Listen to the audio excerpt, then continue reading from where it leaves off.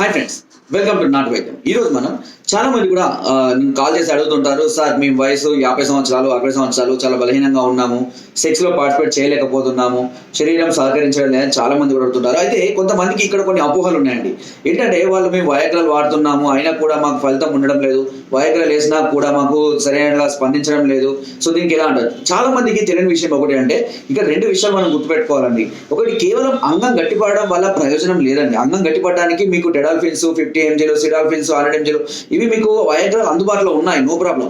కానీ ఇక్కడ ఒక విషయం మీరు అబ్జర్వ్ చేయాల్సిందంటే కేవలం అవి అంగాన్ని మాత్రమే గట్టిపరుస్తాయి. అంటే టెస్టోస్టెరాన్ హార్మోన్స్ మాత్రమే రిలీజ్ చేసి అంగం మీద బ్లడ్ సర్క్యులేషన్ పెంచి అంగాన్ని గట్టిపరుస్తాయి.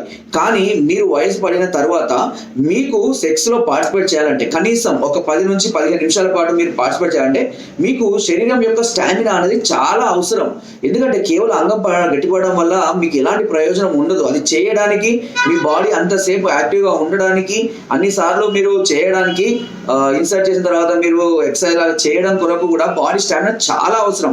అలా స్టామినా కనుక లేకుండా మీరు కేవలం అంగం గట్టిపడి చేయాలని కనుక వెళ్తే ఈ శరీరం మీదనే కాకుండా హార్ట్ మీద కూడా వెయిట్ పడే అవకాశాలు చాలా మందికి ఉన్నాయి. అందుకనే చాలా మంది కూడా హార్ట్ అటాక్ వస్తున్నాయని అంటూ ఉంటారు కదా, చూసారా, రాత్రి హార్ట్ అటాక్ వచ్చింది.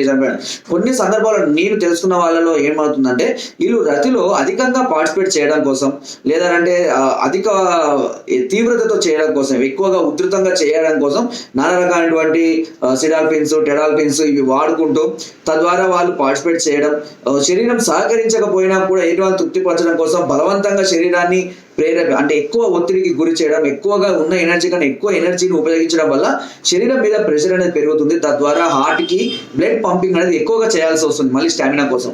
అలాంటి సందర్భాల్లో హార్ట్ మీద వీక్ గా ఉన్న వాళ్ళకు హార్ట్ స్ట్రోక్స్ వచ్చే అవకాశాలు అధికంగా ఉంటాయి. సో కాబట్టి చాలా మందికి హార్ట్ స్ట్రోక్స్ రావడానికి కారణం వాళ్ళు ఇలాంటి సందర్భాల్లో అధికంగా ఒత్తిడికి గురవడం అని కూడా మనం చెప్పుకోవచ్చు. సో సహజంగా పడుకున్న వాళ్ళకు రాత్రికి రాత్రి నిద్రలో హార్ట్ అటాక్ వచ్చే అవకాశాలు చాలా అరుదుగా ఉంటాయి. అది కొలెస్ట్రాల్ అధికంగా ఉన్న వాళ్ళకి కానివ్వండి ఇలాంటి సందర్భాలలో. కానీ మామూలుగా ఉన్న వాళ్ళకు కూడా రాత్రి హార్ట్ అటాక్ వస్తున్నాయంటే వీళ్ళు ఇలాంటి ఏదో ప్రయోగం చేసి ఉండవచ్చు అని కొంతమంది నాకు చెప్తూ ఉన్నారు. అంటే మీకు కన్ఫర్మ్ కాదు, బట్ ఇట్లా చేస్తూ ఉంటారు అని కూడా నాకు చెప్తూ ఉంటారు. కాబట్టి ఈ విషయాన్ని కొంతమంది అబ్జర్వ్ చేయండి. అంగం ఒకటే ఇంపార్టెంట్ కాదు, అంటే గట్టిపడం ఒకటే ఇంపార్టెంట్ కాదు, దానికి మనం చేయడానికి కావాల్సినటువంటి స్టామినా బాడీకి అందించడం అనేది కూడా చాలా అవసరం. సో అలాంటి సందర్భాలనే మేము ముఖ్యంగా కొన్ని రకాలైనటువంటి చూర్ణాలు వాడుకోవాలి, నరాల బలానికి, హార్మోన్స్ డెవలప్మెంట్ కి, పటుత్వానికి వాడాలని చెప్తాం. సో చాలా మంది దాన్ని కౌంట్ చేయరు. అసలు ఏమైతుంది, ఒక అంగం గట్టిపడితే సరిపోతుంది కదా, మిగతా అంతా మనం చేసుకుంటాం అనుకుంటారు. కానీ అది చాలా చాలా రాంగ్. ఎందుకంటే వీరం పడిన తర్వాత చాలా బలహీన పడిపోతాం మనం. అప్పుడు మళ్ళీ తిరిగి ఎనర్జీ గెయిన్ అవ్వాలి అని అంటే మన శరీరము, మన హార్ట్, బాడీ అంతా కూడా సపోర్ట్ చేయాలి. లేదంటే చాలా రకాల సైడ్ ఎఫెక్ట్స్ వచ్చే అవకాశాలు కూడా చాలా అధికంగా ఉంటాయి. కాబట్టి అందుకే మేము ఎప్పుడు కూడా ఆయుర్వేదం ట్రీట్మెంట్ ఇచ్చేటప్పుడు అంగం గట్టిపడడం ఒకటే కాకుండా, అంటే మేము అందుకే దీనికి పౌడర్లు కానీ, మాత్రలు కానీ, ఇలా ఆయిల్ కానీ అన్ని సపోర్ట్ ఇస్తాం. ఎందుకంటే శరీరానికి చేయడానికి కావాల్సినటువంటి ఎనర్జీ కూడా ఇవ్వడం అనేది చాలా అవసరం. సో దాని గురించి మనం ఈ స్వర్ణ బస్వాలు కానివ్వండి, సిద్ధమగ ధ్వజం కానివ్వండి, బసంత కుసుమాకరం కానివ్వండి, పూర్ణచంద్ర రస కానివ్వండి, కర్పూర శిలాజిత్ కానివ్వండి, శిలాజిత్ ఇలా గోల్డ్ కానివ్వండి, ఇలాంటి కాంబినేషన్స్ కొన్ని యాడ్ చేస్తామంటుంది. సో దాని ద్వారా శరీరానికి కావాల్సినటువంటి బలము, ఇమ్యూనిటీ అనేది త్వరగా చేరుతుంది.